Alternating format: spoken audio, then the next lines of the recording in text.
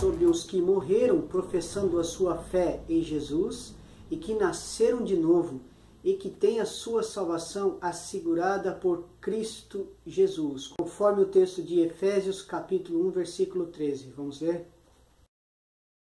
Em que também vós, depois que ouviste a palavra da verdade, o evangelho da vossa salvação, tendo nele também crido, fostes selados com o Santo Espírito da promessa. Você sabia que nós cristãos afirmamos que iremos morar no céu, mas que só existe uma passagem bíblica que nos afirma que iremos morar no céu? Vamos ver Lucas 23, 43. Jesus lhes respondeu: em verdade te digo que hoje estarás comigo no paraíso. Algumas seitas distorcem esse versículo que eu acabei de ler, colocando após o hoje uma vírgula ou dois pontos, como no caso as Testemunhas de Jeová na sua tradução do Novo Mundo, onde eles tentam fazer o texto bíblico se adequar, se adaptar às suas mensagens, às suas heresias, sendo que o próprio Senhor nesse texto afirma ao ladrão da cruz, ali naquele momento, quando se arrependeu e confessou Jesus Cristo publicamente, dizendo que hoje ele estaria com ele ainda no paraíso. Eu tenho aqui no canal um vídeo falando sobre seitas e heresias e como identificá-las, quais são as mensagens e como identificar uma seita ou uma mensagem herética, ok? Não deixa de dar uma passada ali e estar acompanhando este vídeo. Então, onde é este paraíso? Conheço um homem em Cristo que há 14 anos foi arrebatado até o terceiro céu, se no corpo ou fora do corpo, não sei, Deus o sabe. E sei que o tal homem, se no corpo ou fora do corpo, não sei, Deus o sabe, foi arrebatado ao paraíso e ouviu palavras inefáveis, as quais não é lícito ao homem referir. Vamos falar então um pouquinho sobre este terceiro céu, conforme lemos agora aqui no versículo de número 2 do capítulo 12. Se há um terceiro céu, obviamente existe um primeiro e um segundo céu. Onde é ou o que é este primeiro céu? Este primeiro céu é o que nós podemos contemplar com nossos olhos, ou os céus que as aves voam. E o segundo céu? Esse segundo céu, ele é o firmamento, onde estão as estrelas, os astros, os planetas, as galáxias. Inclusive temos um vídeo aqui falando sobre o universo, também no nosso canal, sugiro que acompanhe. Então, e esse terceiro céu?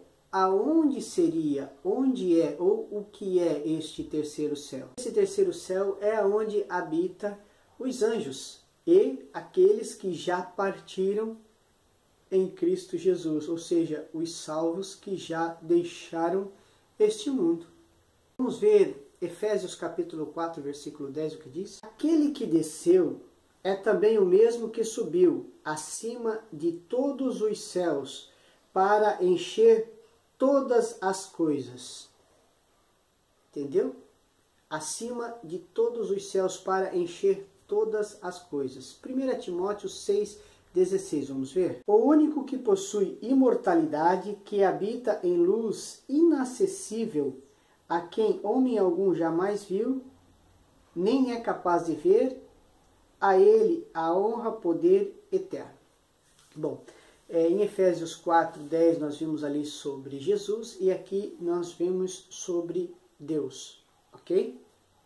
Não há muitas passagens bíblicas que diz para onde iremos após a morte, exceto aquela que já mencionei do Evangelho de Lucas, ok?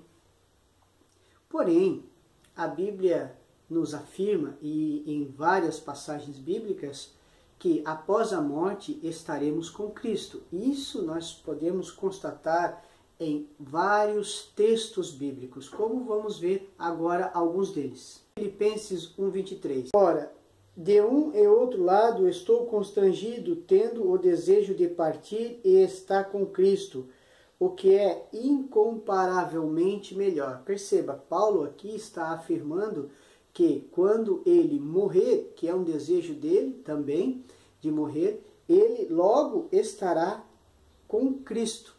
E ele até coloca que é incomparavelmente melhor. Melhor com o quê? Melhor do que estar aqui nesta terra, melhor do que viver aqui nesta terra. Então aqui eu entendo que quando o salvo em Cristo morre, ele vai diretamente para a presença do Senhor, conforme o apóstolo Paulo nos ensina. Dito isso, eu quero lhe fazer uma pergunta. Você almeja morar no céu? Ou você deseja estar com Cristo, se encontrar e morar com Cristo? Entenda uma coisa, o céu só é um local bom, só é agradável para nós cristãos e desejamos estar no céu porque Cristo habita lá, porque estaremos, conforme as promessas do próprio Salvador, morando com Ele na eternidade. Caso contrário, não faz sentido estarmos no céu. É como uma história que eu ouvi num certo testemunho de um homem relatando que após a morte, né, o falecimento dos seus pais, não fazia mais sentido ele estar naquela casa. E toda vez que ele ia naquela casa, ele não tinha mais alegria, ele não sentia mais felicidade. Outrora tinha quando os seus pais eram vivos. Quando você vai visitar a casa dos seus pais, você não vai pela casa, você vai pela presença, pelas pessoas que ali estão.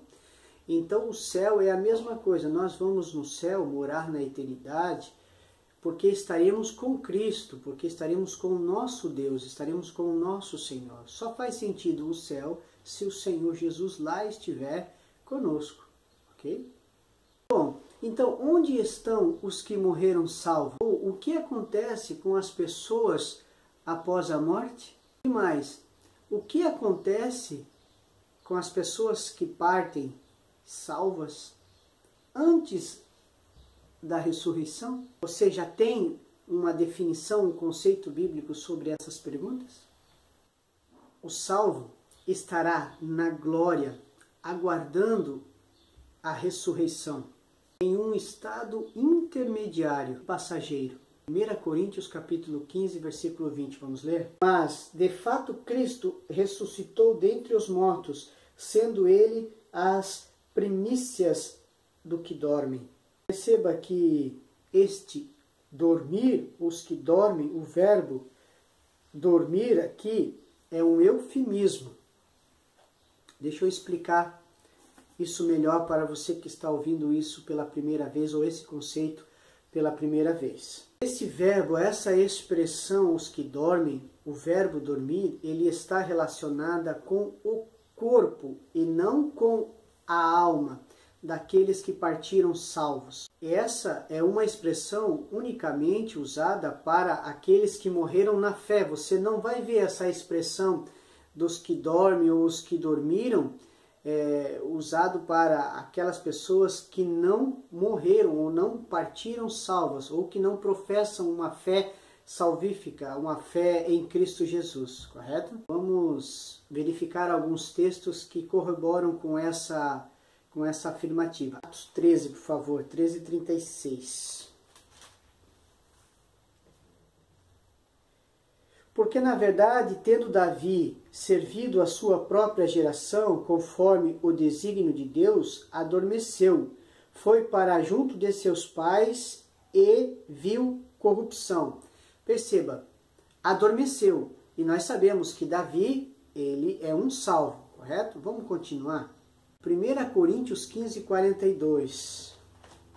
Pois assim também a ressurreição dos mortos, semeia-se o corpo na corrupção, ressuscita na incorrupção, semeia-se em desonra, ressuscita-se em glória. Por que eu li esse texto aqui de Coríntios 15 para você? Porque eu citei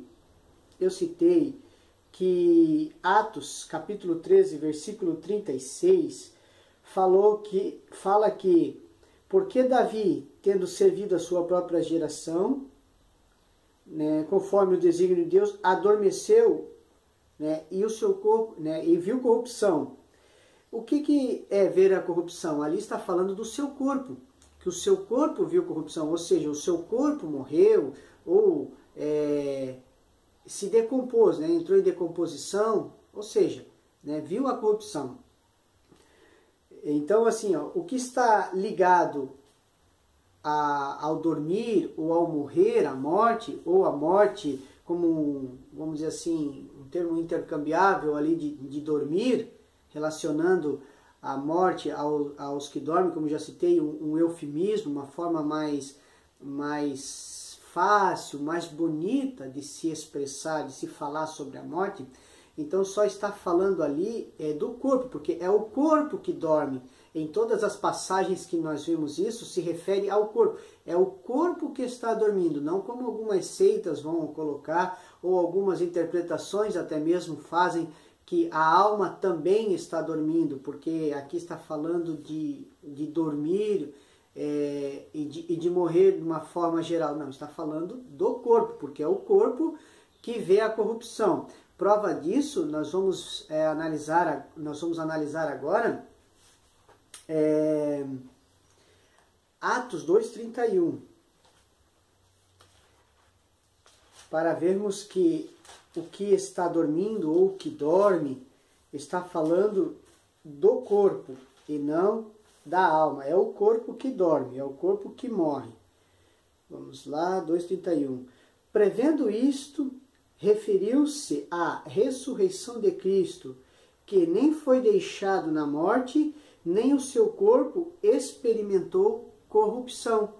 Então, aquele texto que nós lemos de Davi, que adormeceu e o seu corpo, perdão, não fala corpo, né? Que adormeceu e conheceu corrupção, aqui nós vemos claramente no texto de Atos 2:31, que o corpo de Jesus não experimentou corrupção, ou seja, não entrou em estado de decomposição, porque ele ressuscitou, correto? Ele ressuscitou e, como a própria Bíblia diz, que ele é a premissa dos que dormem, ou seja, ele é o primeiro dos que serão ressuscitados, né, dos mortos. Ele é a premissa dos que dormem, ou seja, ele é a premissa dos mortos.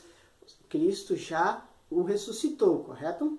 Então citarei, para que esse vídeo não fique muito longo, vou citar para vocês outras passagens que afirmam e que corroboram com o que eu falei. 1 Coríntios 11:30, 1 Coríntios 15:20, 1 Tessalonicenses 4:15, 15:17 e versículo 18, 2 de Pedro capítulo 3, versículo 4. Sugiro que acompanhem essas passagens bíblicas.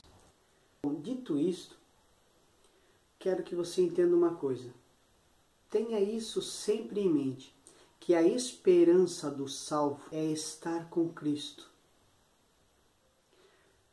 A noiva, quando ela aguarda o noivo, conforme vemos nos textos bíblicos, ela não está ali aguardando a cerimônia, ela não está esperando a festa, ela não está esperando ir ao juiz, não.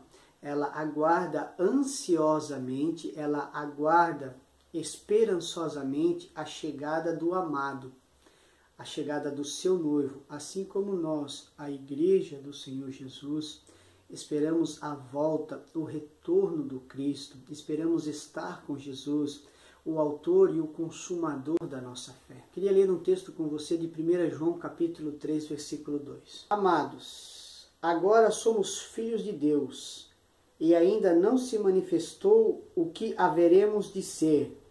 Sabemos que, quando ele se manifestar, seremos semelhante a ele, porque havermos de vê-lo como ele é. Romanos 8:29, por favor.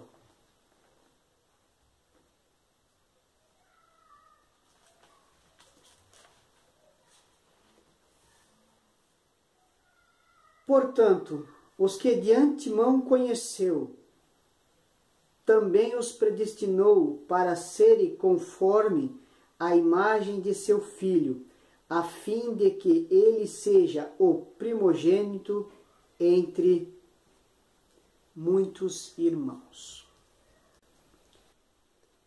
Espero ter ajudado você na compreensão dos textos bíblicos.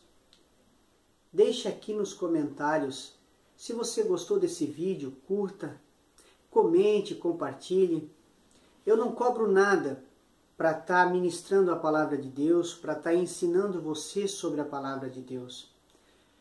E a forma que você tem de me ajudar para que eu possa estar continuando, se esse vídeo, por exemplo, serviu para você, lhe ajudou, tirou algumas dúvidas ou até fortaleceu a sua fé, compartilhe ele com outras pessoas que precisam também, porque assim é a forma que o YouTube vai ver que esse vídeo ele tem importância e eu estarei, o nosso canal estará melhor ranqueado e os vídeos aparecerão para mais pessoas. Então a forma de você pagar aquilo que você aprendeu, aquilo que eu estou lhe entregando de graça, pela livre e espontânea vontade, a forma que você tem de me ajudar, o pagamento que você pode fazer para mim, é divulgando esse vídeo, é curtindo, é comentando, é ajudando que essa informação chegue às outras pessoas, ok? Fazendo isso, você estará me ajudando muito na divulgação do nosso canal e nos incentivando a fazer cada vez mais vídeos com temas que lhe ajudem a crescer na graça e no conhecimento.